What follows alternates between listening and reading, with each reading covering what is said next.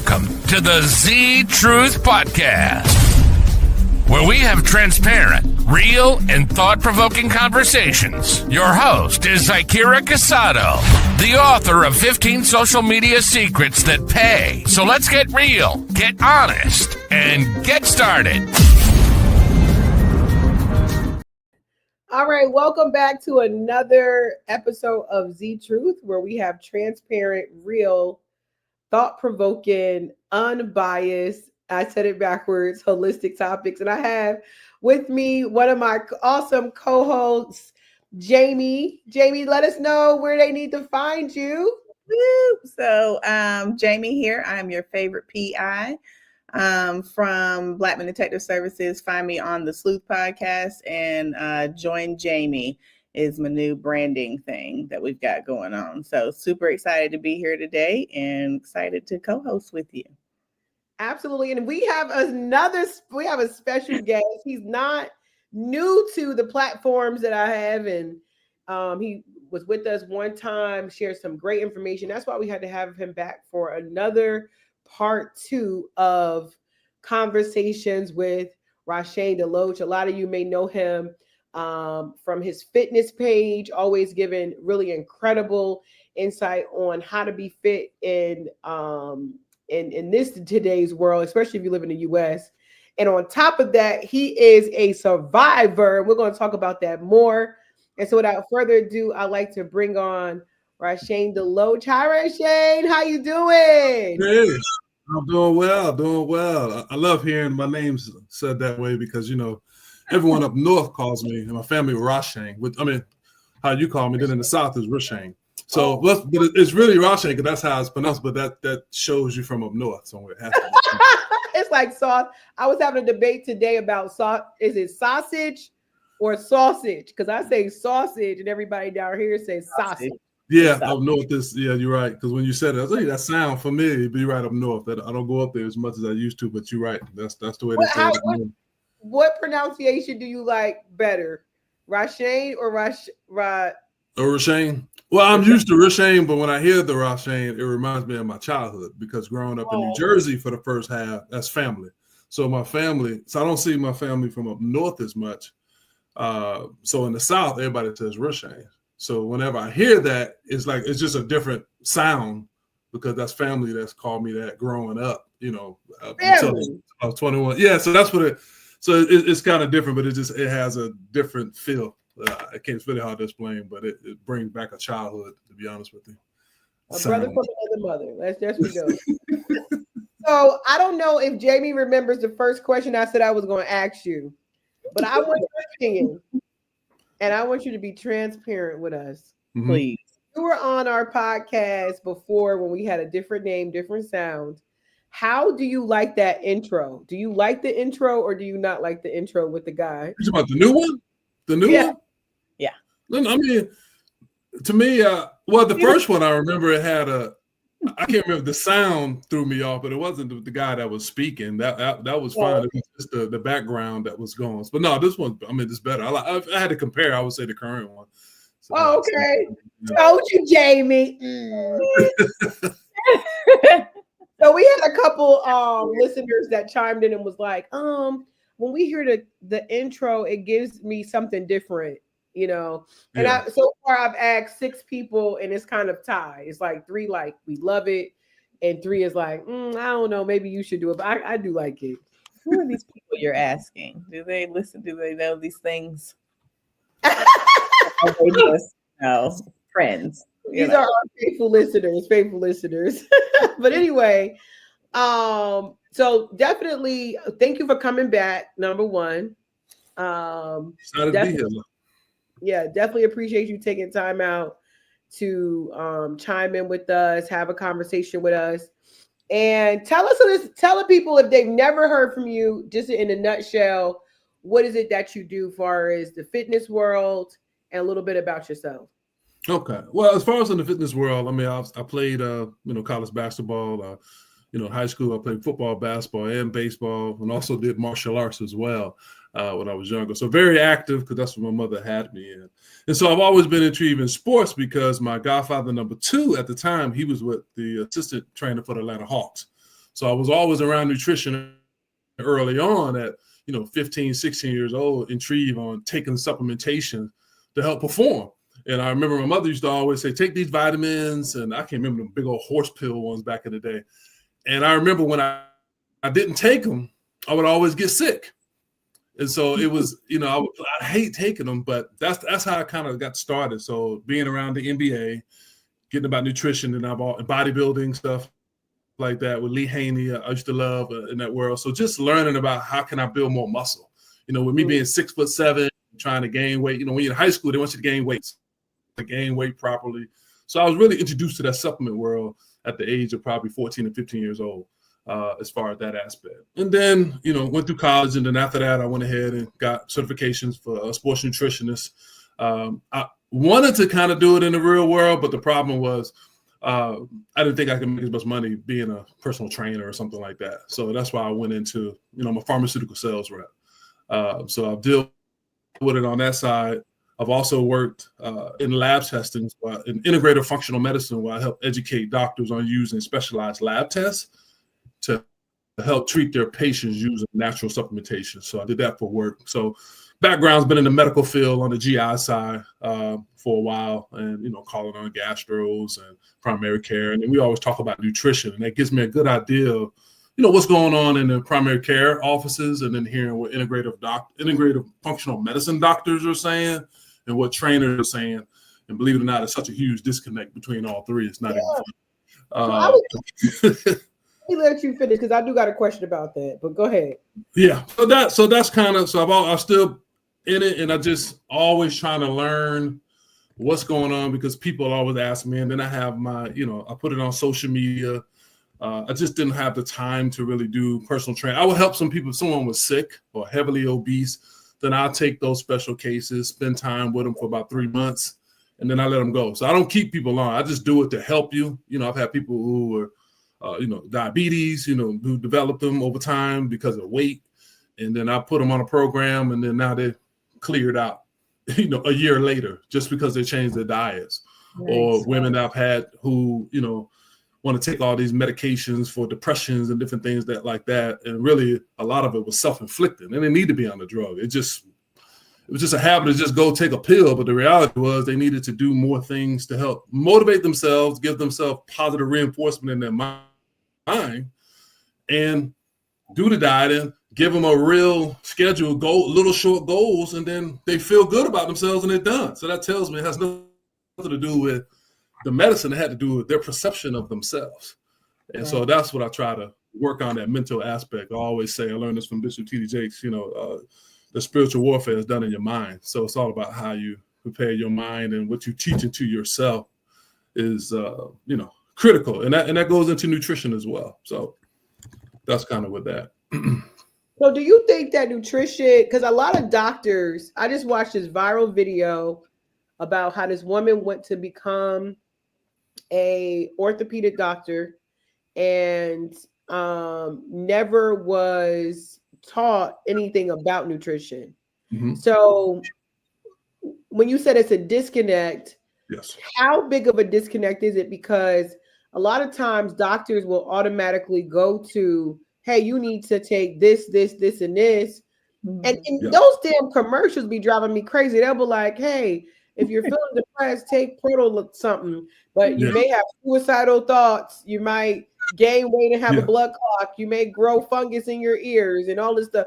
You have all different things that might happen to you. Yes. How big of a disconnect it is, and what are some things that people can do, because it's so many topics, so much confusion. So the reason why there's a big disconnect is because when you're dealing with physicians, they're taught a disease state, and this is the issue, then you give them the drug. And also it covers them from an insurance standpoint. So think about if you're a doctor, someone comes in with a cold or infection, and you say, hey, go get some vitamin C, green tea or something like that. And then that infection gets worse, and then they end up trying to sue them. So the system is set up that they look at it, look at the blood work, diagnose it, give you a drug. For example, like a migraine headache. In the primary care setting, they'll check a couple of things, check your work, and they're going to put you on a medication. Integrative functional medicine doctor is going to say, hey, are you stressed out? Do you take any magnesium? Because typically, when you have migraine headaches, it's usually a deficiency of magnesium. Or your salt intake. Are you getting enough water? See the difference? They asking all these questions. Right. And then they're going to say, okay, let's try these things first. The medication is the last resort. In the doctor's office, they're under the pressure that when I go there, you better give me a shot or something. I'm not walking out of here without a prescription to help. So that's really the disconnect. So the doctors are trying to cover themselves from a liability standpoint. And then functional medicine, they're trying to be different. So they're going to get more into your history, learn more about you, spend more time with you. And then you typically are going to pay more for that service as well. Doctors trying to get you in and out. You got about 80 to 90 patients coming in. Yeah. Cholesterol. They got all this stuff going. They're just trying to get to work, go to the next patient and keep on going. It's not their fault. That's just the model. Yeah. And so that's when you get that disconnect. My orthopedic doctor told me at Duke Medical here in North Carolina, the new time frame is 15 minutes a patient. So now, before it used to be 30 minutes. And so literally he was like, it's just driving us crazy because we barely get to even talk to anybody, really get to, really it takes away from the diagnosis stage because now we want to pile in double the amount of people in a day versus hiring more people or figuring out more space or what have you, which is bananas. But that costs money. It does.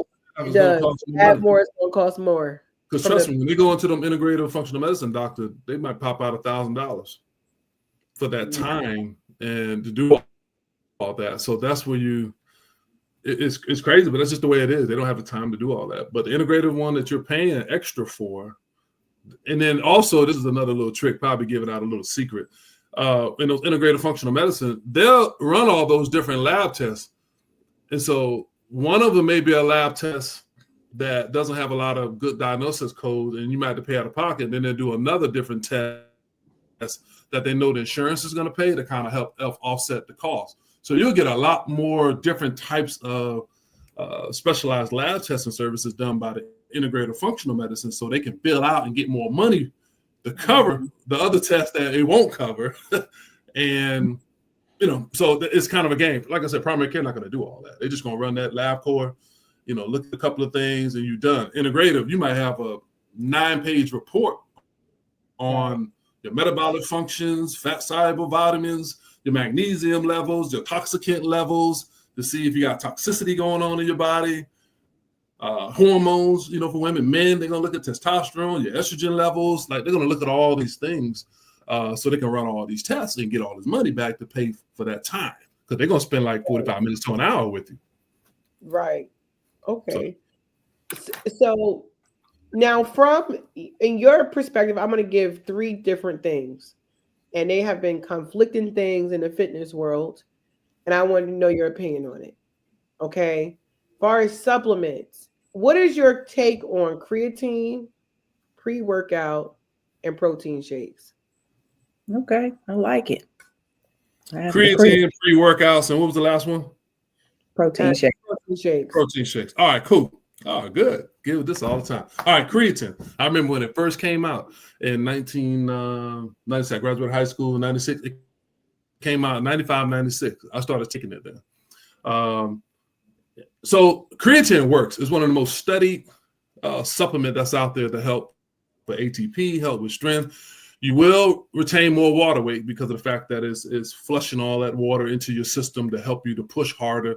So here's what's happened over the last 20 years with creatine. There are different versions that came out. So you have the creatine monohydrate. Then there was a ester creatine for a period. That's no longer in there. Then you got creatine. Then you have the German creatine. You have micro creatine monohydrate with the CreaPure seal. That's the best one. All right. So the difference? What's that? What's that? So the best one is micronized creatine monohydrate with the CreaPure seal. The CreaPure seal is the purest creatine in the world and is made in Germany. It's patented in Germany. So that's the number one creatine. So that's the one like I give women. Like when women would take creatine, they used to be scared. Oh God, I'm gonna gain weight. No, you're not. Yeah, you're gonna gain weight on that regular creatine monohydrate that's shipped from China. Yeah, you're gonna be bloated. You're gonna get stronger, but you're gonna gain weight. I gotta go check if I got this the stuff. quality of that supplement is better. Yeah, because the quality of supplement, you're not absorbing it. It's all about absorption. That's the new game now. It's about absorption and delivery. So I look for things that have a patent delivery, just like probiotics. You know, one of the companies I use, they have 7 different patents on it so that it gets to the small intestine. Most of these bad probiotics that are out there is not even making it there, or it's already dead on the shelf. So it's understanding that. So with creatine, the number one is micronized creatine monohydrate with the Pure Seal, or the second one would be micronized creatine monohydrate.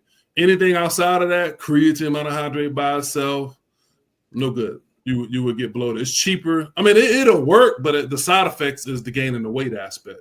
There's going to be more with that because it's not absorbing as much as you should. And you need to drink water on it. It's perfectly safe taking it. My son has been on it. I had him on it at the age of 16, but I did it at 5 grams on training day. So he might have did it like 4 times a week, and that will help with his recovery. That will help with with them lifting weights. Because when you take creatine, you need to be working out and you need to be lifting weights. Yeah. Creatine, if you just going to the gym doing cardio, I wouldn't recommend creatine for that. I got other stuff for that. But creatine helps with strength, muscle size. It has other benefits as well, but that's really what you want to use creatine for, is to get stronger, to help you get that extra rep to push harder. But that's the way you want to do it. The German creatine with Creapure, which is CREAPURE. That's the seal you want. If you don't see that seal, that is the cleanest creatine in the world. Pre-workouts. People mess this up. So you have these energy drinks and then pre-workout. Those are 2 different things. Energy drink is like Monster Ball, trash. Red Bull, trash. Okay. Now they made different versions now that have less caffeine in it, but you gotta be careful with that. When I drink energy drinks, it makes my heart because it's like 300 grams, 500 grams of caffeine in it. Yeah, you should die from it. Yeah, it's crazy. And all that. What's that? What about Bang? Yeah, that's another one. People don't read the ingredients on it. I mean, that stuff is, and then you're drinking coffee in the morning. So you're drinking coffee, getting all that caffeine, and then you take that energy drink, and then you wonder why you can't go to sleep. And then you want to go to the doctor to get something to help you go to sleep. You wired up because of all that caffeine. I cannot take it. Like I've taken a energy drink one time, a Monster. I think this was like 15 years ago, 10 years ago. And I was like, nah, I don't want to. Like in literally my heart, I was sweating, and I'm not a sweater. Like it takes a lot for me to sweat. I could be in the gym for an hour and I'll sweat, but not like, you know how some people, they just drip sweat. And they're not even doing a lot. That's not me. That's just not how my body's made. And I was like, nah, there's no way you will get another energy drink in my body. And back then it was really, really bad. It was high then. Right now they have different versions now with lesser caffeine in it. So I read some just recently because someone asked me about it at a doctor's office. And they were like, my son is doing this. Should he do this? And then I went to look at it. I didn't even realize that they have other ones that are lesser caffeine. It's not as bad. But I never knew they made those that had like 50 milligrams of caffeine in it, or 60 or 100. That's fine. But when it came out, it was some crazy numbers. So they made some adjustments to it. But pre-workout is different. Pre-workout is something that has some caffeine in it, preferably between, my recommendation, about 150 milligrams to 250 max, depending on weight. And then your caffeine sensitivity. So you have a little caffeine in there for focus. All the rest is basically amino acids, like, some BCAAs in there, some citrulline, help you get those good pumps, get the good veins, L-arginine, the citrulline, beta-adenine. You're adding all these other essential amino acids to help you to build muscle, and then recover afterward. So there's nothing wrong with that. The problem is they mix some of the pre-workouts with a high level of caffeine like they did the energy drinks. Because people who had the energy drinks go to that, they want to feel that same wiry feeling. And that's why they did that. So that's why you see more pre-workouts that are stimulants-free. And if you want to control the caffeine, you just take a caffeine pill. You just do 50 milligrams, and it's fine. That's like 1 cup of coffee. Caffeine's not bad. It's just you don't want to do it every day, and you don't want those high levels because if you take a week off from working out, you start getting those headaches. Yeah. It's a drug. I mean, it's really a drug when you start pulling away from it. I remember one time I had one of my boss years ago. He was flying to come see me. He got off the plane, and I was trying to get to work so I could show him what's going on in the doctor's office. Man, I wanted some coffee. Like, literally, he was snapping like 3 hours later. I need some coffee. Like, I said, I'm trying to show you the kind of work I do out here. Damn, your work. I need some coffee. That's literally what he did. Vice president of sales. So that showed me that, like, man, that's why I don't want to deal with that because it'll get you that way because he just started having headaches and just crunching his hands. So it's got a lot of control, just like sugar. Sugar has that same thing. So, and then protein, that's a great one. So the best is hydrolyzed whey protein. That's your cleanest, that's your fastest absorbing, 10 minutes. You said whey, like WHEY? Yeah. Okay. Protein isolate, yeah. They got hydrolyzed. It really makes no sense buying that brand. It's a little bit more expensive when you can just do whey protein isolate. Now, that's based on the milk. The reason why you do whey protein isolate because it takes out that lactate. People have stomach issues. Yeah. So with whey, because people don't realize that, we shouldn't be doing cheese or whey, but that's a whole nother story about genetically. If you look at the, I forgot, my wife just asked me about that, about the blood type dyes. If you see that stuff, like we really have no business doing cheese and milk because it puts all that mucus in our gut. But we love it so much, we fussing, So the whey protein takes out that aspect of it. But what happens is when you buy protein drinks, they'll if you look at the ingredients, you'll see whey protein isolate, and then they'll do some whey protein concentrate, which is just some cheaper crap in there, and that's what gives you that mess. So you need to, if you're going to do protein, it needs to be whey protein isolate, which is fast absorbing, will be in your system in about 15 minutes. All the casein, all the other ones, that's a little tougher on the system. You can do plant-based. I remember when plant-based came out 20 years ago, it tastes like a paper bag. Now they've improved it. I mean, it was horrible, but they've improved it. So you can do the plant-based. I got plant-based chia tea mix, thinking it was going to be good, like chai tea. Oh no, very different. No, but chai tea mix is like very sugary. No, this was horrible. It was absolutely disgusting. But, so what's they have some that's better. You just got to try it. But yeah, you got to try different ones to see which one you like. There's a lot of them. I've had some. They've been pretty. They've been pretty good. Some of the ones I've tried. I've had some bad ones, and I've been on proteins for so long. My acquired taste is a little different versus someone that's brand new. Like I can tolerate stuff a little bit better than someone brand new. They be like, I can't do it. Me, I've had so many for so long that it doesn't bother me. But you do need that protein, especially after workouts. Depending on if you're trying to lose weight, it doesn't matter. You need to have your protein content because we don't get enough protein in our bodies anyway to build muscle. Go ahead. Too much protein, like if people want to do shakes all day, is that a no or no? You can because it's a matter of what's your number. So for example, women, they might be, I got one now, she's like 150-ish or something like that. No, 160, and she's trying to do like what's that? That's cute. 150 and 160. I wish I was 160. Oh. And she's complaining about getting 100 grams of protein in her.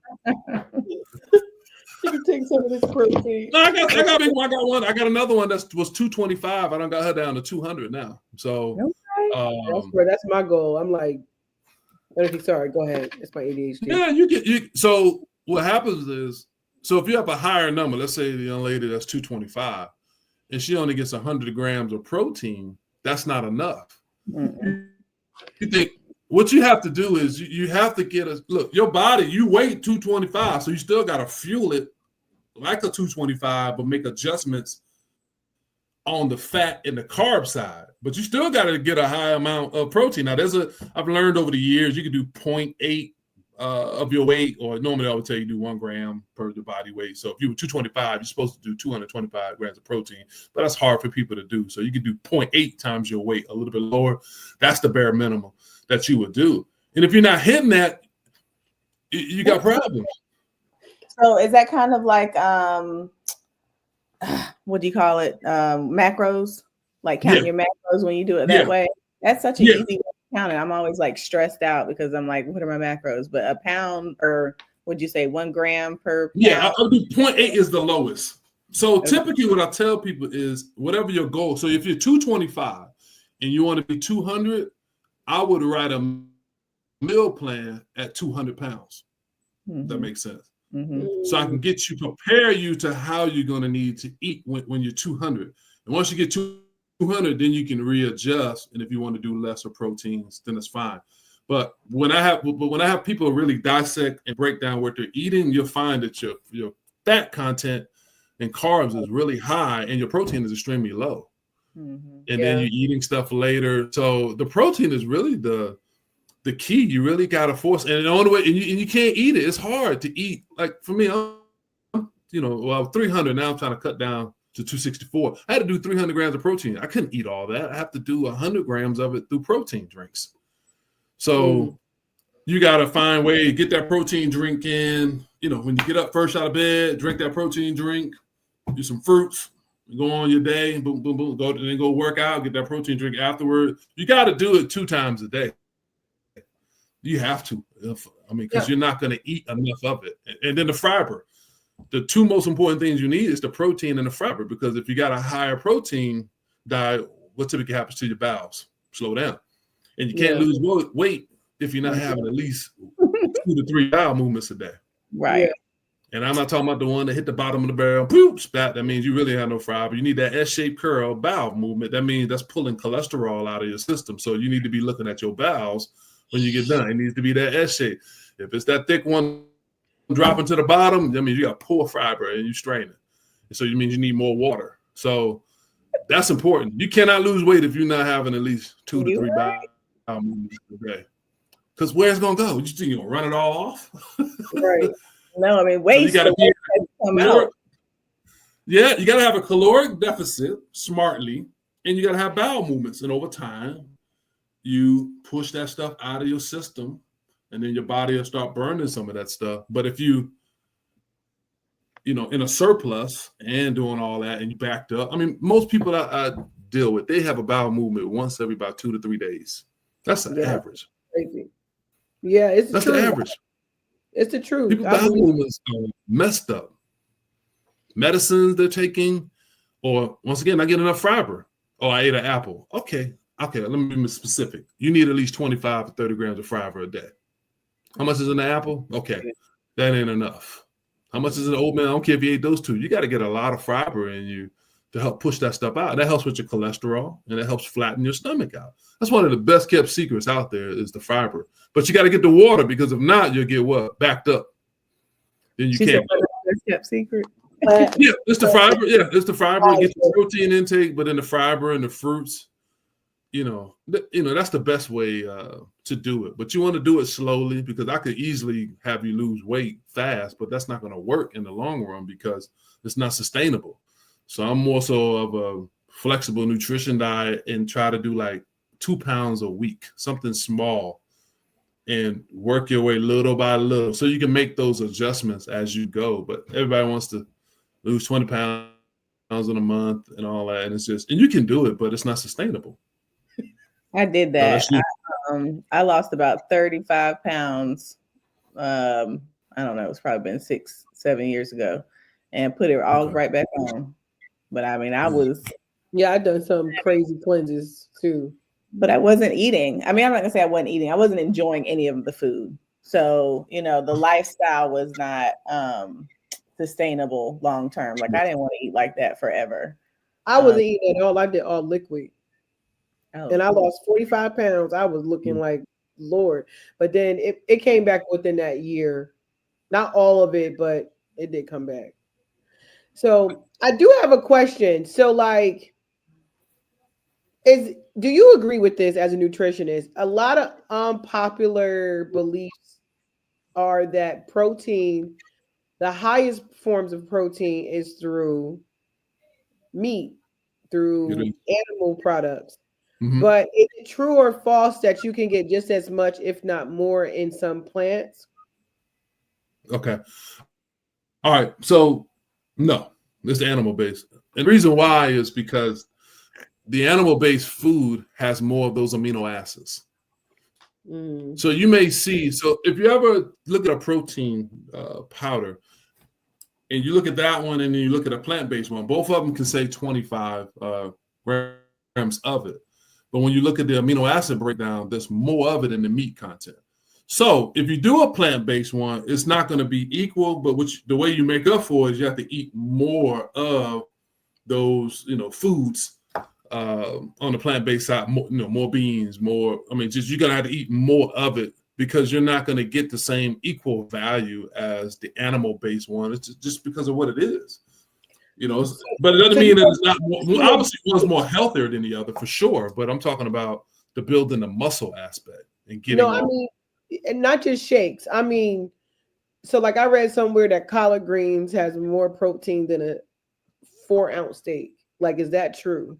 Nah, I would have to look into that. Nah, if that was the case, man, that'd be so much easier just to eat that all day long and not have to deal with eating this chicken and ground turkey all the daggone time, because you're right, Jamie, about that diet. It's boring. When you die, it's boring. I mean, that's why I have to learn how to cook other stuff. I just know how to just, I'm not no chef. I just know how to cook it and not burn stuff. You know what I mean? Like I can cook the chicken, boom, throw the little seasoning on it. And it's good. It's cooked. It's there, but you need to have variety.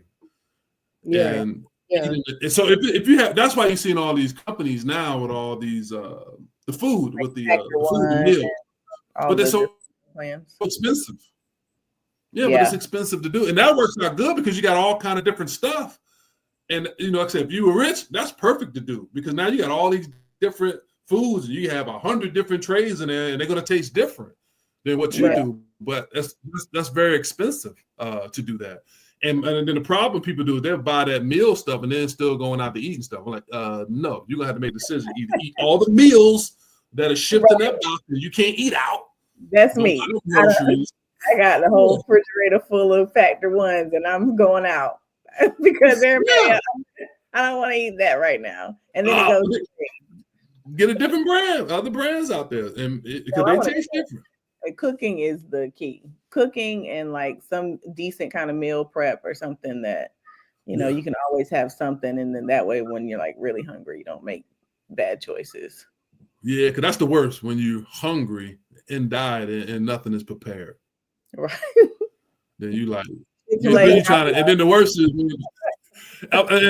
is when it's at the end of the night and you look at your MyFitnessPal and you got like 60 grams of protein you need, but then the fat be like 5. Like you can't eat that, I mean, so you'll do something crazy like make some egg whites. You know what I mean? Like a bunch of egg white, but nothing in it because if you put cheese in it, that's the fat. Remember, I said you only got 5 grams of fat left, but you got like 60 grams of protein. So you got to do a protein drink, which will be low on fat. It'd be something weird. You got a protein drink, some egg whites. And that's your dinner. That's hilarious. Struggle.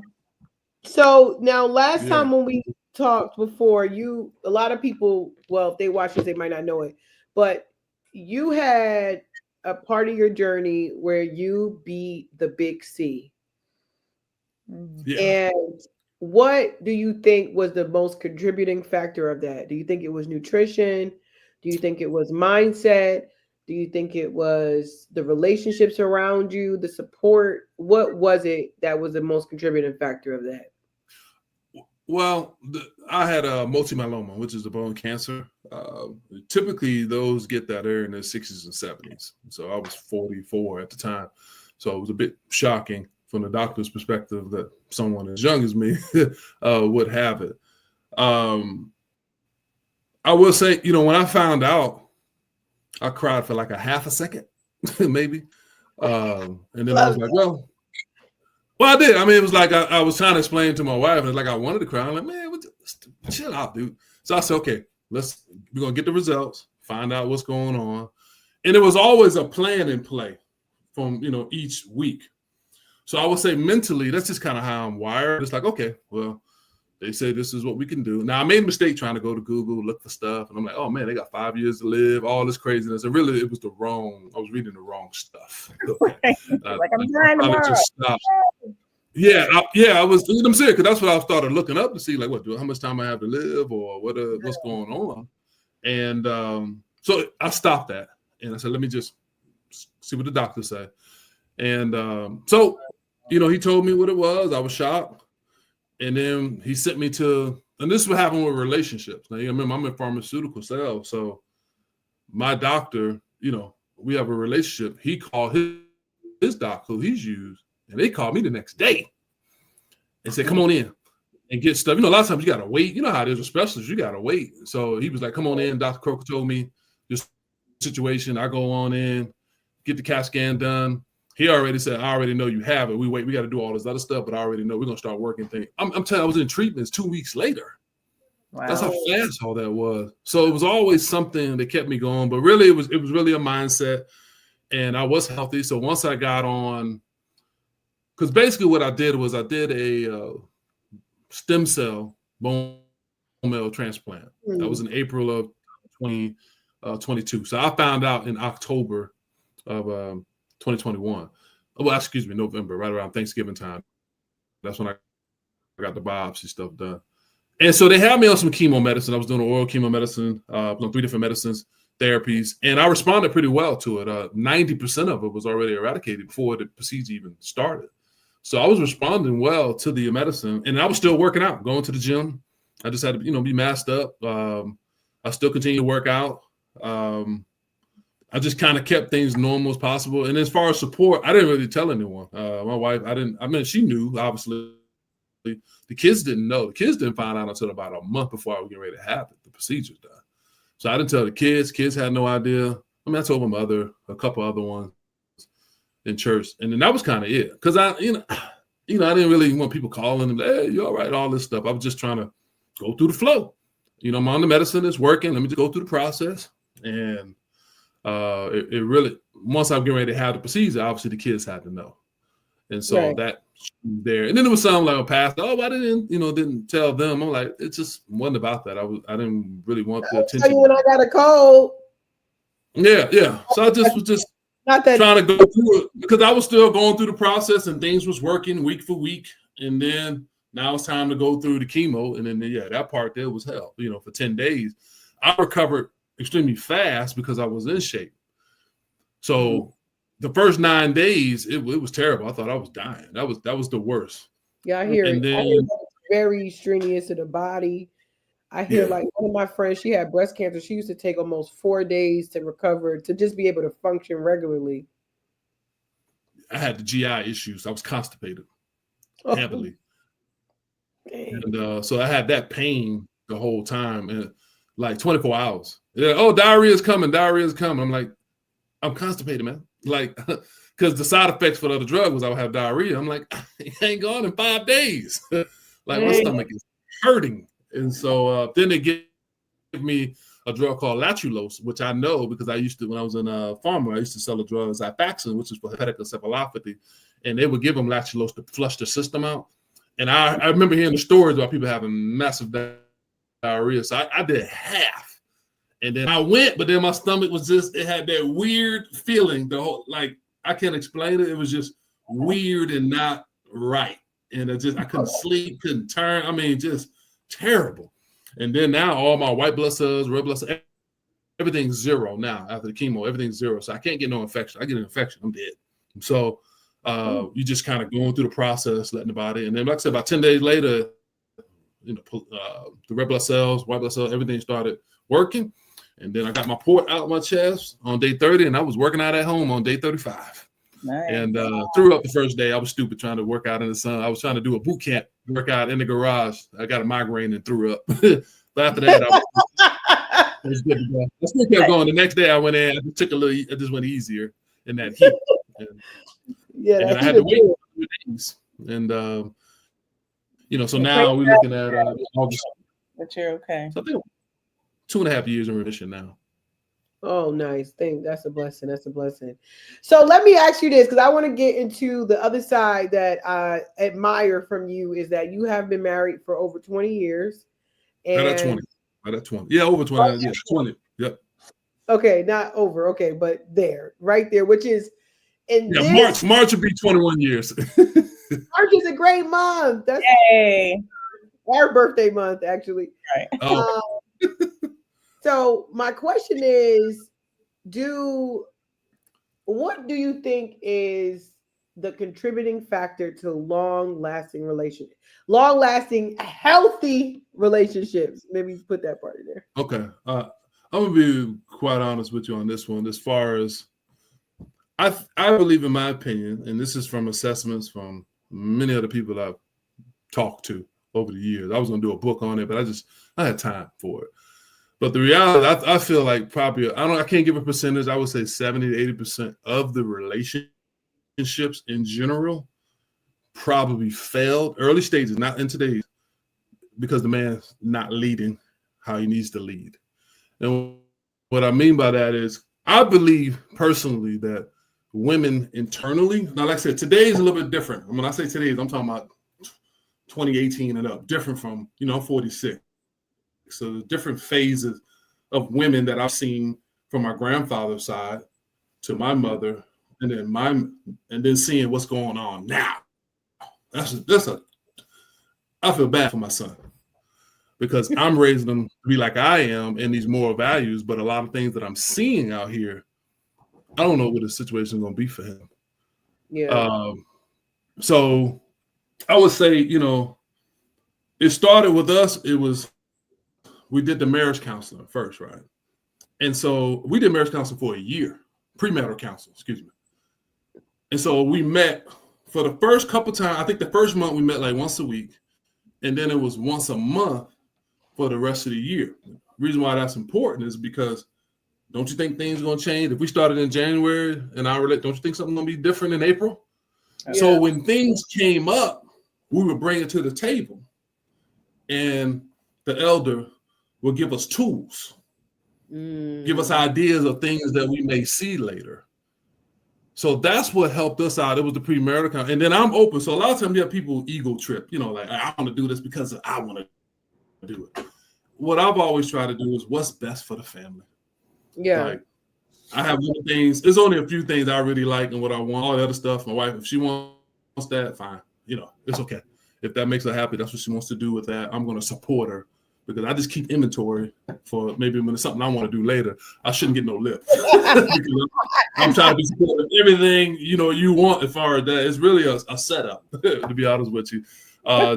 So that, so I think the biggest thing, it is the communication, but it's also equipped in tools to tell you what things are coming down the road. So like temperature checks.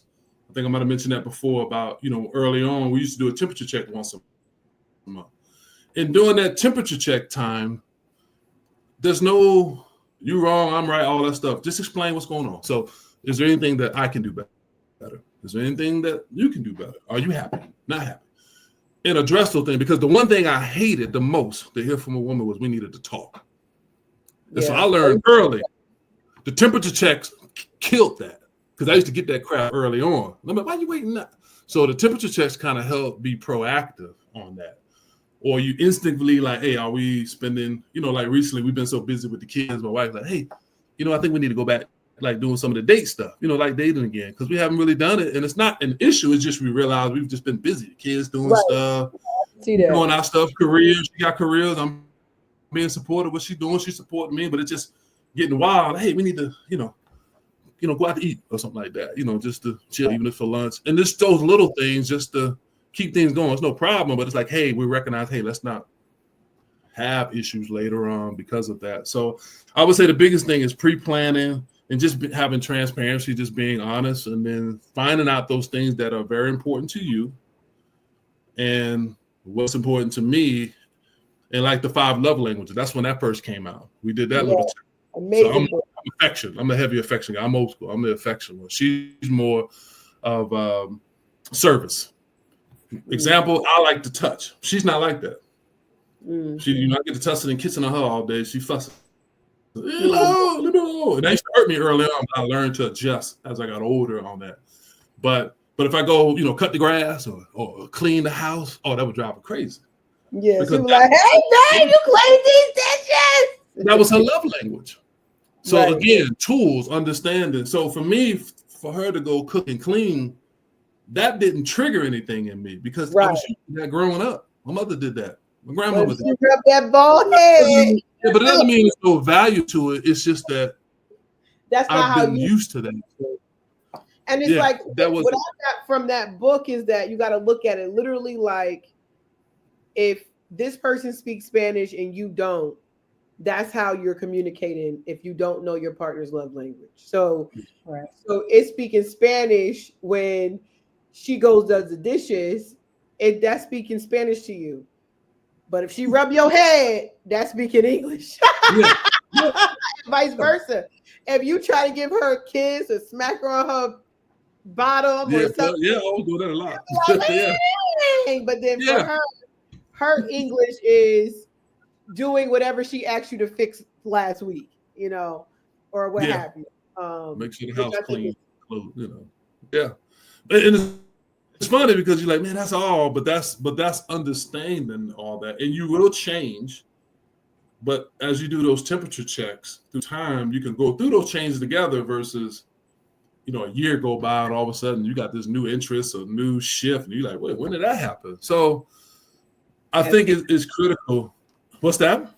Sorry, I was telling Zakira, so I do PI work, and we deal with a lot of domestic cases, and that's what happens is that they start to change as individuals, and then one person kind of goes off and does their own thing, and because they don't check in, now they're too far apart, and it's decisions have been made and trust has been broken, and then you just can't come back a lot of times.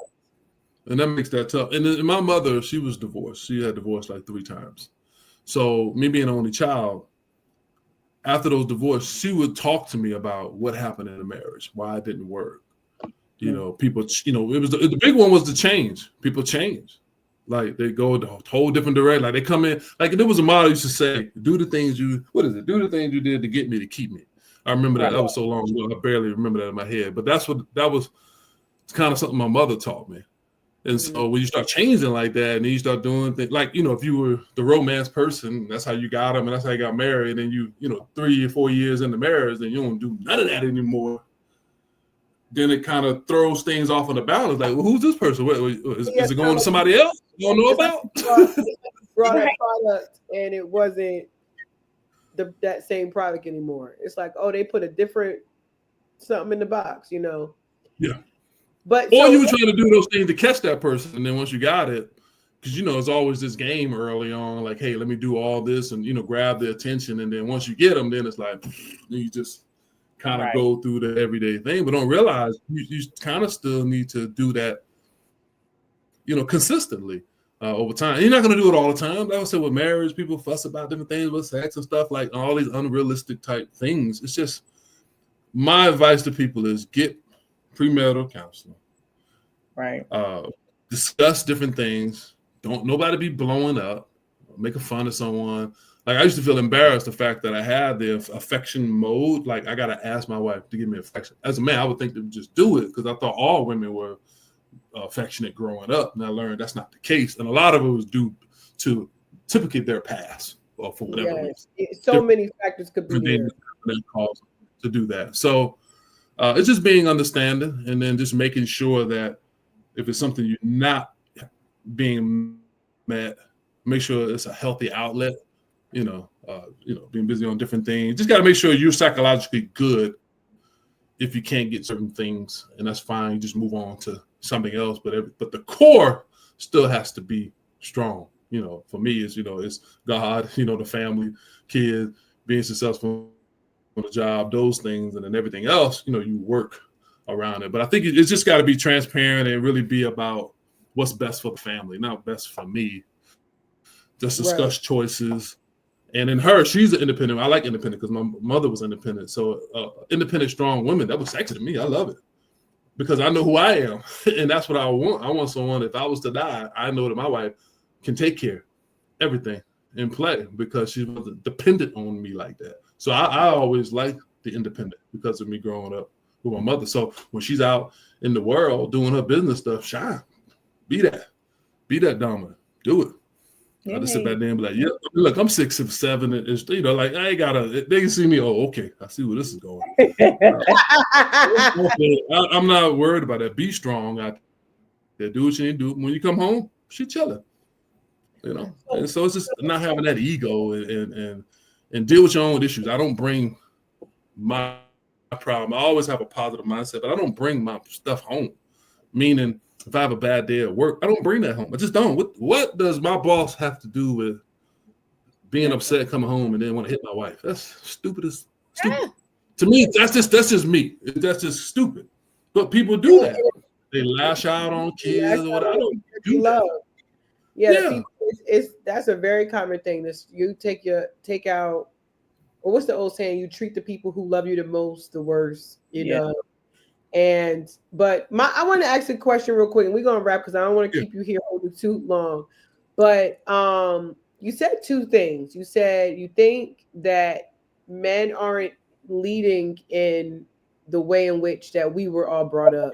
We're around the same age, and you also said that in relationships, you know, like you sound like you actively wanted to know of what it is that I could do to make sure that this is not our outcome later, which I don't find that too much in the world where, you know, not to just put it out there, like, it's like, you know, I'm almost 40, but you look at it like, I don't know, like, what do you see men today, specifically Black men, you know, like, he's shaking his head because because at one point I'm like, well, maybe it's me. Maybe I'm projecting something that is because I do believe that. Oh, that's what you said. The second thing you said was you find it attractive that your wife is independent, strong, and all these things.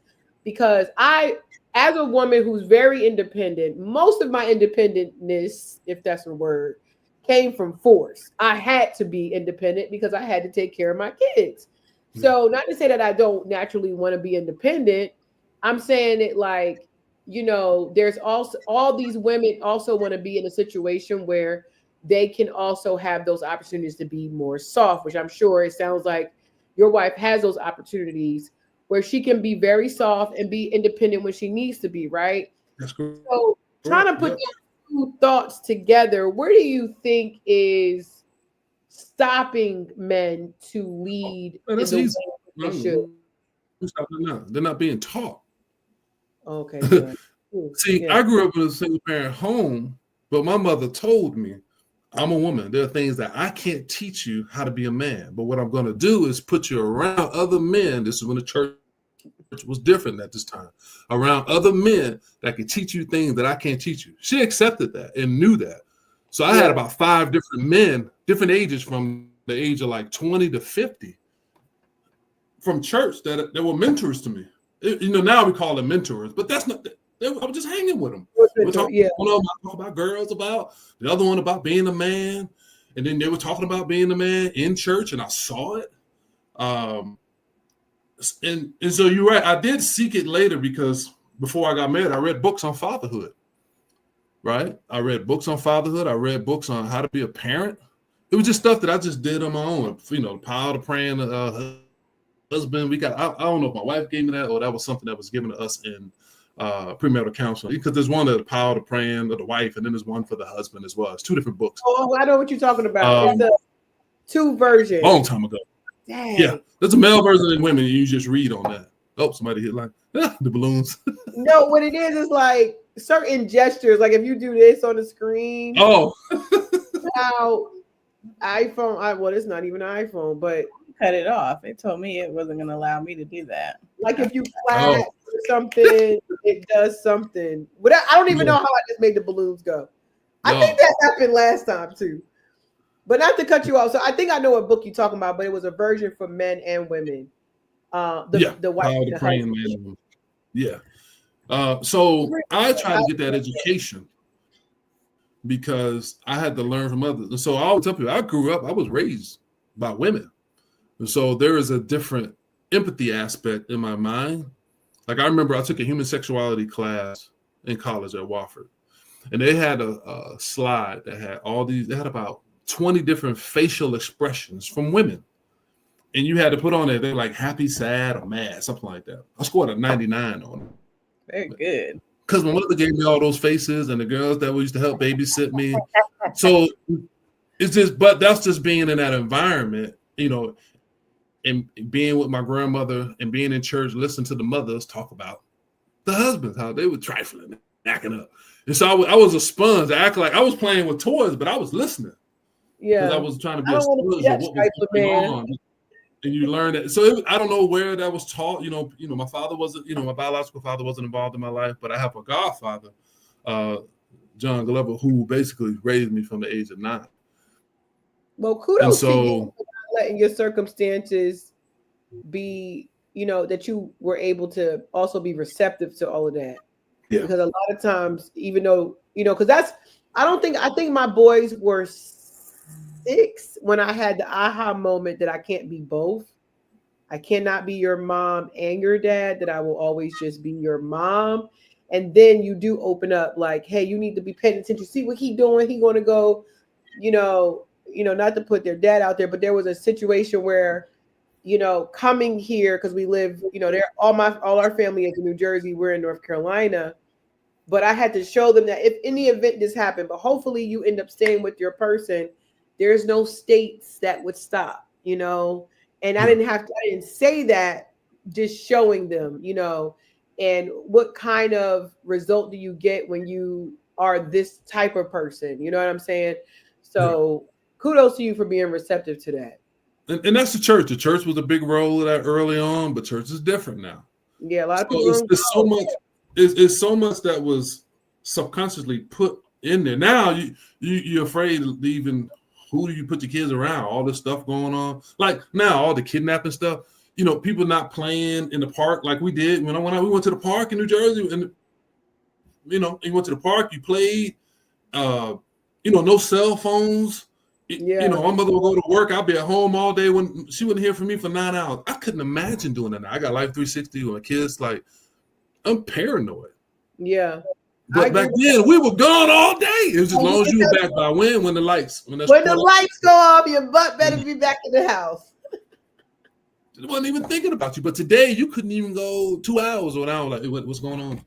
I just checked. Life 360 is what keep me calm. Because my kid, I was like, okay, they're at school, he's driving now. And so I am a little bit more paranoid because the world is just different. And I raised them. They never really got exposed to the world until really 2020. That's when I allowed it. Meaning I didn't let them watch all the crap on TV. Or social media.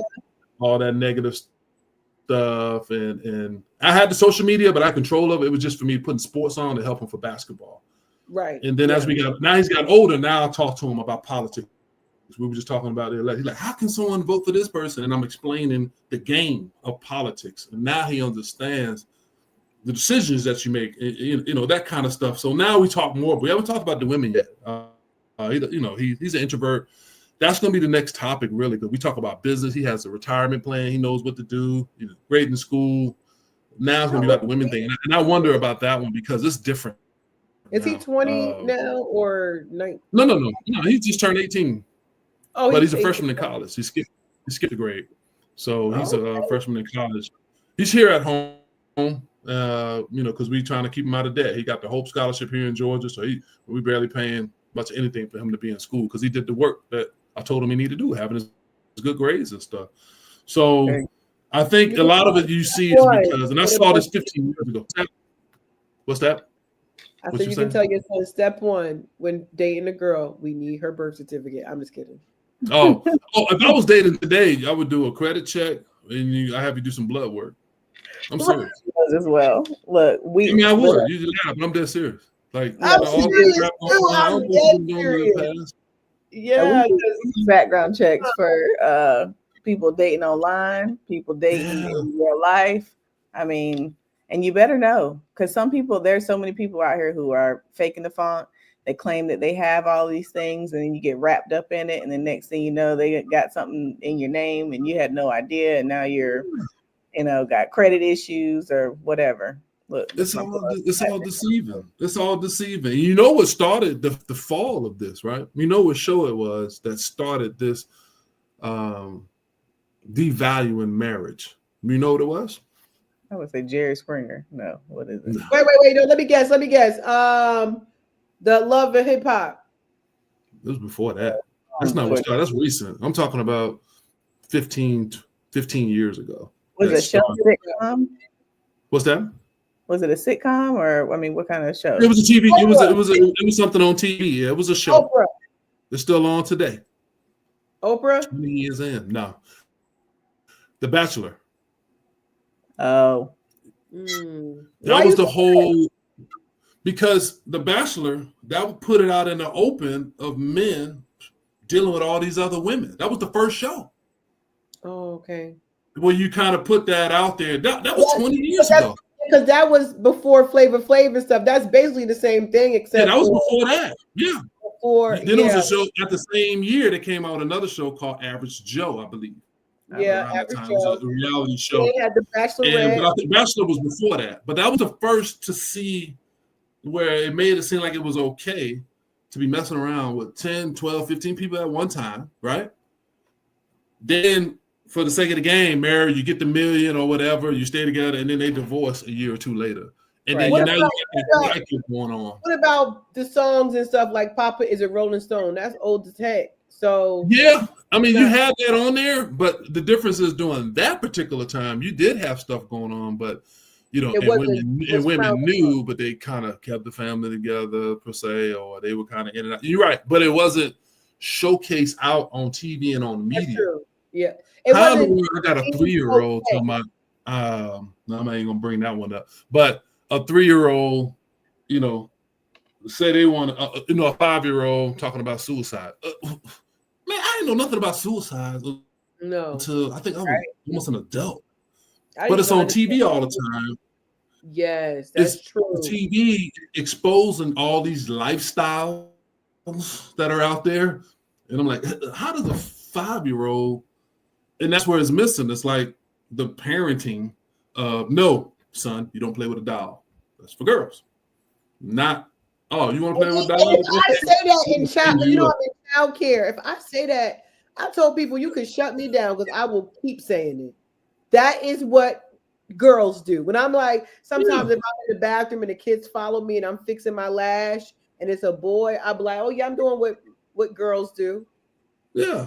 It's explaining. They're kids, they're babies. It's our job to guide them. Now, it's different when you're a full-blown adult. But as a kid, they're looking for you to shape value in me. Not, you're thinking about they're doing anything they want. Right. Let me ask you this. If you let me just have the morals. What's that? I know you know that you don't have to answer it, but how was your feelings after the election? What was your thoughts on it?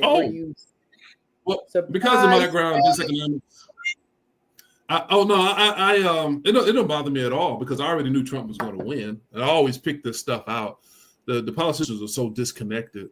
So this doesn't bother me. It's just on both sides, there are things that I can like and dislike on both sides.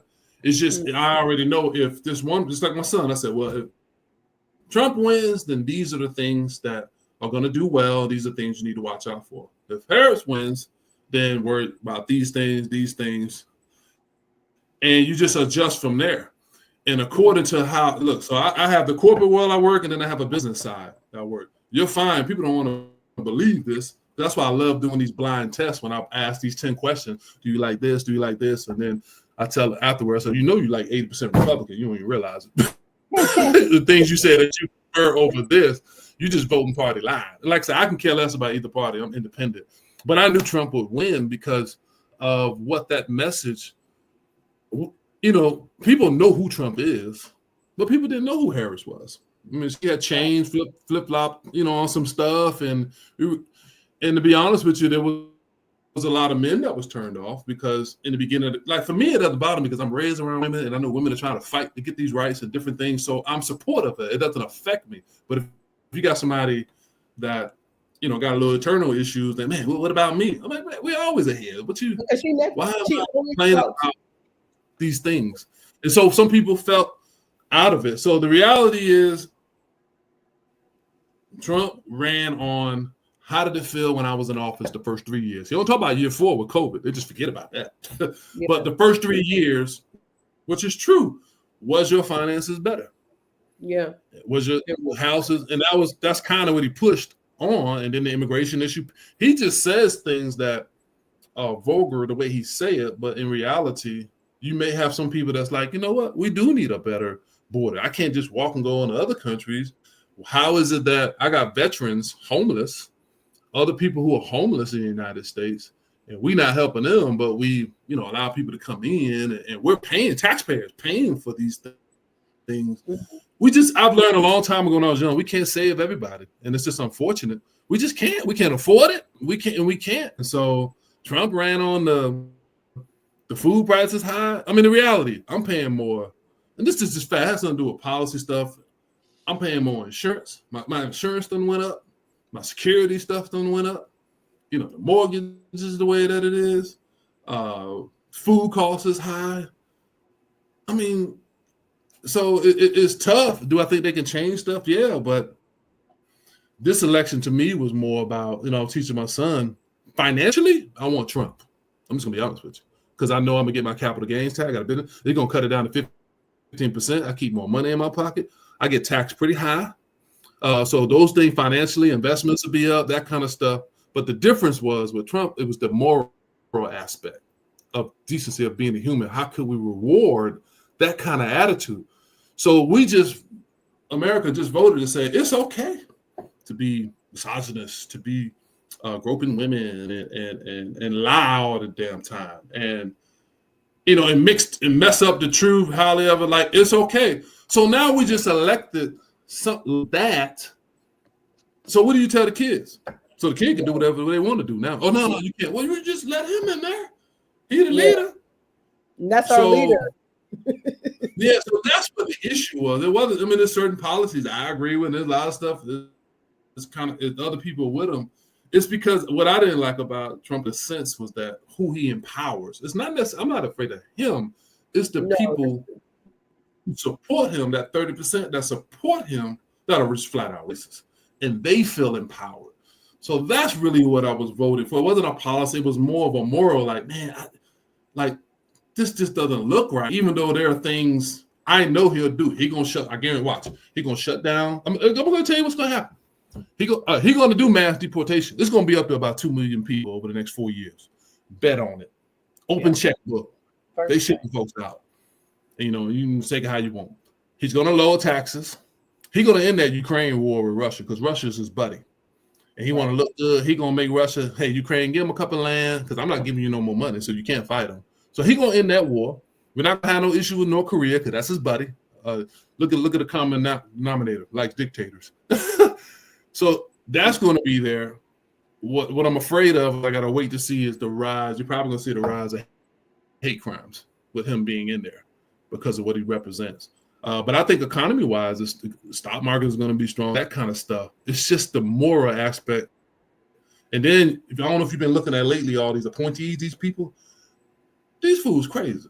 Trash. I don't think y'all understand. I don't think y'all really understand how crazy. You put Elon Musk in, I don't think he was a totally bad for energy.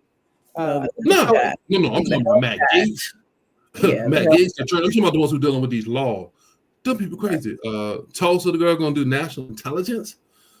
Like, I mean, who is national intelligence? That's going to be he nominated Tulsi Gabbard is her name. Oh, okay. Love them people. She like Trump, but love like Russia, that kind of stuff. Like, I don't think you should have all. She should be having all our secrets. And then Matt Gaetz, he just going to be out there. Now, I will say this: a lot of this stuff you see, it doesn't really necessarily involve us. What I mean by that is, he want to go get all those other Democrats who were messing with him. This is just infighting stuff that's going on with the politicians. He ain't coming at me about how he's trying to use the term. He's going to try to go get all those other Democrats politicians. So it's just this game that's going on. So I don't know. It's going to be interesting. I hope the Republicans do have some strong mind and don't confirm a few of these people. Yeah. As far as the main speaker, they did. Trump wanted Scott, but they didn't do it because it was a hidden vote. They couldn't put it out. That's the way they ruled they have in the Senate. So they voted for the other one that's more conservative. It's just they're scared to go against Trump in the open. We've empowered them. And so it's not the Republican Party, it's the Trump Party. That's what people need to understand. It's not a Republican Party. He's not doing Republican views. I know Republican views and Democratic views. It's the Trump Party. And now he's putting all these people out because he's testing. This is what Trump does. He's testing to see, can he get all his people in and force it and shove it through. If you give him resistance, then he'll respect it. But he's trying to push it and see, let me see if they're gonna give me everything I want because I have a mandate. The people have chosen me. Yeah. They voted for me. I won. I can do whatever I want. You need to do what I tell you to do. It's going to be all where they stand. Before he got into politics, I used to think he was a very good businessman. Yeah, I did too. Yeah, I actually have a couple of his books. Me too. I got 3 of them. But yeah, okay. So do you have Why I Want You to Be Rich? Yeah, that was him with Robert Kiyosaki. Him back in the day. That was before he got crazy. Yeah, this is like 1996. Before he started going off on showing who he is, as far as outside of business. Also, at the same time, it's kind of confusing with him because I also understand reading his books that he understands how to get people to act and how to get, some things that he does is for the, you keep talking about for the rest of everyone's life, they're going to talk about the fact that he gave everybody advice to put bleach in our syringes, stuff like that. Like sometimes when he says dumb stuff, it's just for the result of, to stay relevant, right? And I know he's wise enough to know that. But at the same time, I don't know why anyone is surprised. I said this on a previous show that anything to do with racism, because literally yesterday in November, early November, remember Ruby Bridges, the Black girl who was the first one to walk down? She just turned 70. Mm-hmm. So all this stuff is not long ago, and I think we're doing a lot better than we think we are, because that was 70 years ago was not a full lifetime for some people. So but I am hoping for the best too. I did also do better financially when he was in office, but at the same time, I voted the way I did because I wanted to support this woman. But I think her mistake is she focused on Trump too much. I think that's one of her biggest mistakes, is that, the way that the mind works, like I can sit on here and say, don't think of an elephant with purple dots, and you're going to think about it. There's nothing that's going to stop your brain from thinking about it. So if you want to beat, and I actually learned that from Mother Teresa, she said, you will never see me at an anti-Christ or anti-anything. Anti is going to support whatever it is, because the way our minds are made, you can't not. So now you're making it. I'll give you a real-time example. My back was hurting after playing football. I went and got 2 adjustments, right? So after I got the adjustments, I just lost my train of thought. What was I just talking about? The adjustments. Your back. I'm trying to give some stories. Oh, there we go. So my back was hurting, and I went to get 2 adjustments. I found it on Groupon. And so when I went to the place, they was like, "Oh, where did you go before?" And I said, "The joint." They kept saying, "Oh my God, sorry to hear that." Then the next receptionist, "You went to the joint? That's terrible." Then I went back for the second adjustment. Then 2 other chiropractors talked negative about the joint. So it made me go back to the joint, where I get my daggone back crack. You know what? The joint is more affordable. They're faster. And I already got the x-rays anyway. So I went back to the joint. So my point of telling that story is that almost lost my train of thought, is that they focus so much to try to attack the joint that it made me look at the joint and go, well, what is really wrong with them? They're better in price, and they give the same adjustment as I got there. So Yeah. I think that was one of Manipulation. the mistakes too. So Yeah. I think with Harris, I think it was more of we didn't. I still didn't know who she was, other than dealing with the abortion type issue. I knew that aspect, but everything outside of that, I didn't really. I knew where she used to stand, and then she was changing to meet in the middle from her being progressive. I don't think people didn't know, like, what was you going to do, the first, as you get into office, what are you going to do? Like, we already know with Trump because we've been hearing about it. We've seen it. We know, like, everybody can spit off at least 4 or 5 things that we know Trump's going to do out the gate. Yeah. But with Harris, what are you going to do? Or when they asked her the question, what would you do different from Biden? Oh, I wouldn't have did anything. Oh, now you just blended in. Like, you need your own. That was a big identity. mistake because I hated Biden his last year. And then she tried to come back. And then she tried to come back in that same interview thing and try to change. But it's too late. They already got the material. And so the answer was, who is she? And I think to be honest, we didn't know. She definitely should have separated from Biden in that moment. That was an opportunity. Yes. So everybody who voted for Biden that felt like they got bamboozled, and the ones who, even though they don't like Trump, it's like, now you just forced us to pick two, because they're not even thinking Kamala, they're thinking Biden the entire time. Right. All she had to do was say 45 days, though, or however long it was. Days. It was short. And that's why she shouldn't have focused on Trump. Right. Yeah. It was who she. I felt like all she had to do to win, in my opinion, and I was saying it and it wasn't happening, is that all she had to do was say, look, these were, as my former positions, these were the views that I've had. And when I became a vice president, there are different, when you're in the White House, you see different things. And it calls you to change or maybe tweak because you got to work with other people. So there are things that I personally may want to do, but the country says I need to do this. I may shift for the betterment of what the country needs. I'm adaptable. I'm not stuck. She never expressed herself that way. Like, I learned certain things. So yes, I was against it, but she was still trying to protect what she said in the past, but said, I didn't really change. It was a little tweak here. Like, you were trying to play both sides. And I think that's what she'll learn. And we'll see on the next cycle if she's going to, because Democrats don't have anybody in play. It's either she's going to run, or I think it's going to be Shapiro and the guy from Maryland they need to do, because they have no plan. The guy from Philly. That's who I felt she should have picked as a VP instead of the guy from Minnesota. And I won't go into the other episode didn't launch yet, so I won't say all of the reasons I think, but this one, I really think, how that old saying is, I don't think they black enough. Yeah. I think that might have fell into a place too, where her using the card of being a black woman, because she's also married to outside of her race. She doesn't have any children. Yeah. And I think what she should have done was spoke to her demographic. Yeah. Is if she was going to say I'm black, a black woman voting, there's a lot of single and black women who are in business. There's also a lot of the group, because a lot of black women did vote for her, but the women who I find who were black that did not vote for her were the ones who are not saying that not that they're not black enough, but they're not talking about they're not concerned about just abortion.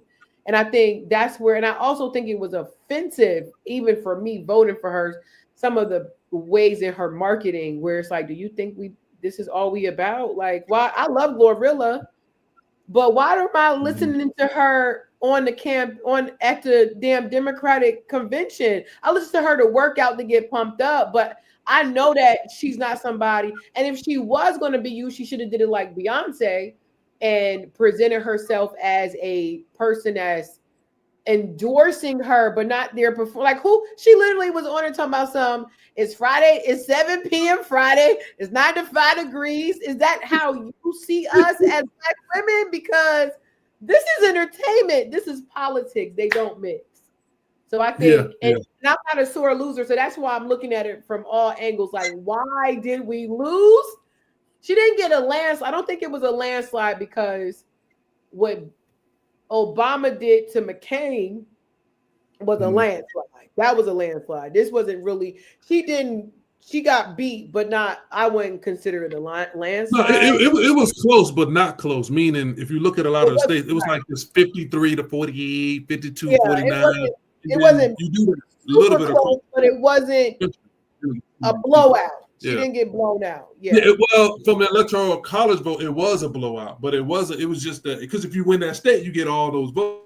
I'm saying some of them, it might have been 52-48. Like it was close. It wasn't like it was 60 to 40%, like 60% with Trump, 40. Right. So it was closer from that standpoint. But when you win, you get all the vote. You get all the count, so it looks bigger. So it was closer, but it doesn't look that way when you look at it. I think Obama had like 300, and he had like 100. Yeah, more.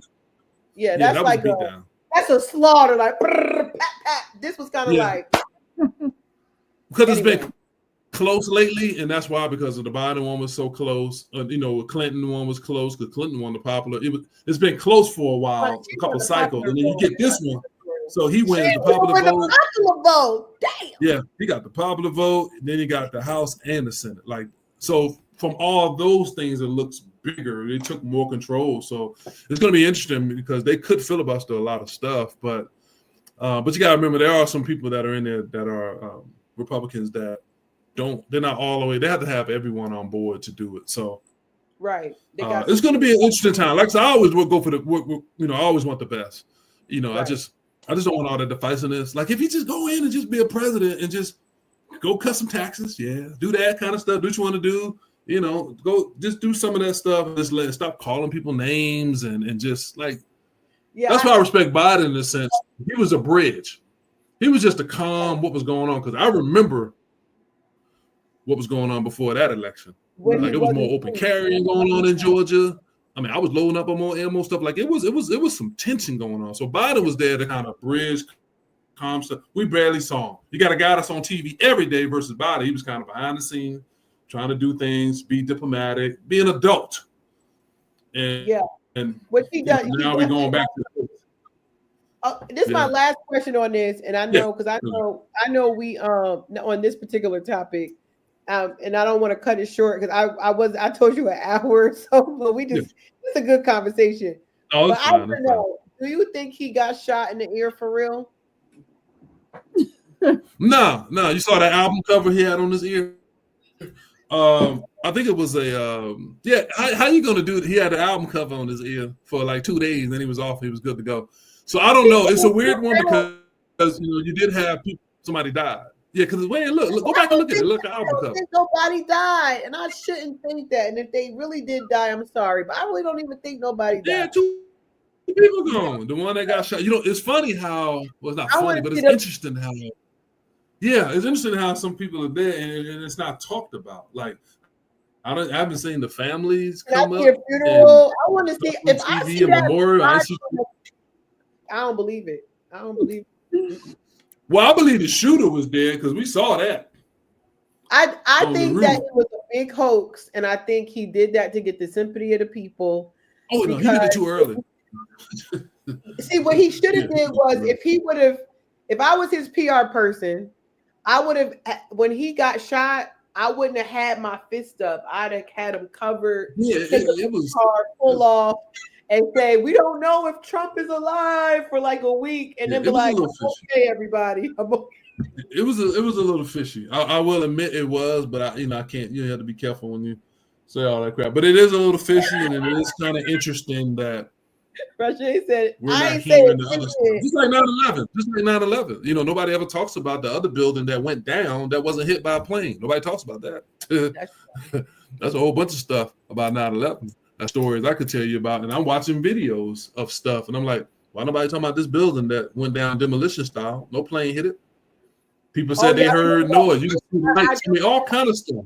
I remember that documentary because it was like nothing was near it, and it blew up in the middle, and then it was like, and it was like, just came down. And no footage at the Pentagon. No footage at the Pentagon.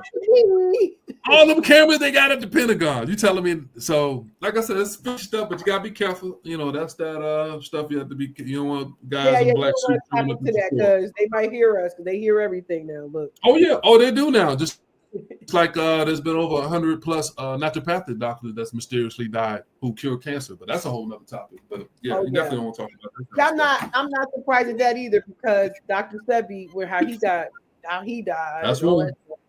There's a bunch more. Health is $1 trillion industry. Keeping us sick is $1 trillion industry. So I get why they probably wouldn't want us to know about that, but we will keep especially when you're one of the Rockefellers and you're the owner of the pharmaceutical company and you're also the owner of the foundation of the Cancer Association. So you got both sides. So you got the food. Now it's not in their name. They got different trusts and different names. So they own the food and the cancer foundation and the pharmaceuticals. Like a conflict of interest, don't you think? But that's a whole nother story. You know what I found out? That the same companies that I think is Newport and another cigarette company, they're the same companies that also has Nabisco. Another one is Nabisco, not that's Nabisco, the Kellogg, all of them. So they figured out, as much as we are addicted, how we used to get addicted to cigarettes, they used to do the same thing with our food, and that's where we got our beautiful, amazing food pyramid. That's my last question. The food pyramid, and I know this is a fact, but the food pyramid is the biggest scam that we have ever been sold. This is why I don't trust nothing. This is why I don't eat nothing in the U.S. Basically, barely. I eat, y'all. And you can see I eat, but you're gonna love Robert Kennedy. You're gonna love Kennedy there for the food. You know, he the one who put it together, because no, he's against all this stuff. He's not gonna look. We gotta have to edit it out. That just piss out. They're gonna kill him. Yeah. Do you understand what that man is trying to do? He's trying to get rid of the vaccine people, pharmaceutical. He wants to change all the food. See, they're trying to make him as a anti-vaccine guy, but if you listen to him, he's talking about the food we eating, the GMOs. He's saying we're getting sicker because of the food that we're eating. Wait, who are you saying they trying to get rid of? Kennedy. We get rid of who Trump just appointed to the food administration. The health. The health or whatever. Like, but they're trying to label him an anti-vax hoax. But I'm saying, if you listen to the other 90% of what he's talking about, he's buckling against the pharmaceutical. That ain't gonna work. He's talking about changing the food. He's literally saying the reason why you see a rise in autism is because of the foods that we eat. It is, and it is actually true. But you can't do that because the lobbyists and the money is all tied into the food and the GMOs. So I don't know. All of them is connected. Trust me, you want him in there. Cigarettes, drugs, all of that. Then you got the food. They're all connected, and it's like I'm for Kennedy then, because it really is. And I said this on one show. I think it was one show we just did, Jamie, but literally in the last 10 years, the kids who I used to get back in the day, you would get like 1 in every 25 kids got autistic autistic signs of autism, ADHD. Now it's like 1 in every 5 of my kids. You know, I'm in childcare. You know, they ain't all my babies, but I'm in childcare, and it's like the more years I put into it, the more autistic and ADHD cases that I'm finding. And usually those are the kids that actually eat. I can always tell if a kid eats regular food, like cooked food at home, versus processed chicken nuggets and fries all day. Instantly, I could tell because of how their motor skills are, how they communicate, and how they also, their responses emotionally are. That is so sad.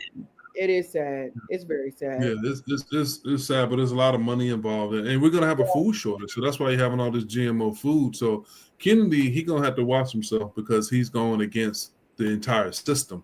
It was a thought that he could never get to this kind of position, but he chose the right person. Because you remember when he stepped out, he said, I'm trying to decide between Harris and Trump, and he chose to go with Trump.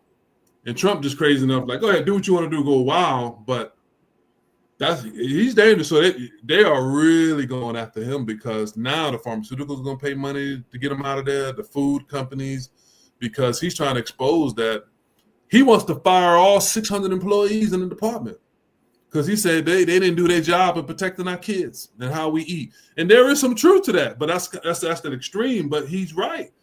but it's money involved. I mean, it's just America don't care about us. That's why I don't. That's why I don't eat a lot of food here because, anyway, I'm still overweight. It's dangerous. It's dangerous, but I mean, what do you do? I mean, it's dangerous, and we're gonna have to make that decision if we want to change. But you know what they're gonna do? It's gonna be about cost, because for him to change all that's gonna cost us a lot of money, and we're not gonna do that. We're not gonna do that. Well, definitely, it sounds like Rashane. It sounds like we need to do a part 3 because we're gonna keep on keeping on. There's a lot to talk about. I thank you so much for being here with us.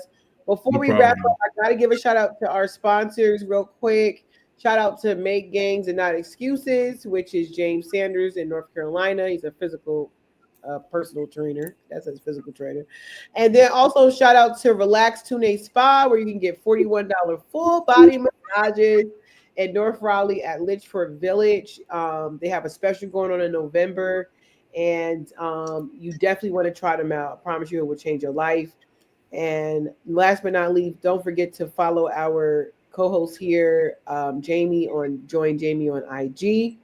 And let us know if anyone wants to get in touch with you. I know you do virtual sessions with individuals, or if they want to get to follow you on social media, where can they find you? Well, you can use probably the most popular one we use will be the Instagram page, and it's RD Fit for You. So it's R for my first name, Deloach, and then it's a Fit FIT, and then it's the number 4, and then you. So RD Fit for You, and that's why I'll put content up sometime, or people will just hit me in my inbox, and then I try to help those that I can. A lot of times, if it's something simple, I give them free content to help. To help them out, because at the end of the day, especially with the cancer stuff, because since I put that story out 2 years ago, I get a lot of people sharing with me. There's so many other people I find out that has cancer, I have no idea, or their spouse and things like that. So it's been a little crazy finding out just how sick a lot of people are right now, currently, and how much cancer is just so. It's almost it's not like a matter of if, it's like almost when. I mean, that's how bad I feel it is. And so something's got to change, or this is the new norm, unfortunately. I don't know. Yeah. I don't know. We got to make a change. I wish I could party that, but I can't. But anyway, we definitely got to make some changes, and we thank you so much again, Rashane, for being here. I feel like I'm family now that I say your name like I'm from up north, because that's where I'm from. I want you to stay tuned for this last part, because I need your opinion, because he said he liked our intro, but I need to know if you like our outro. So until next time, continue to stay positive. Follow us for transparent, real, unbiased, thought-provoking, and holistic topics here at Z Truth Podcast. Bye. Love, peace, and hair grease. Good night. Okay. Thanks for tuning in to the Z Truth Podcast. We hope today's episode gave you value and something new to think about. Don't forget to subscribe, leave a review, and join the conversation by following us on all platforms. Sharing is caring, so do us a favor and share it with someone who needs to hear the truth.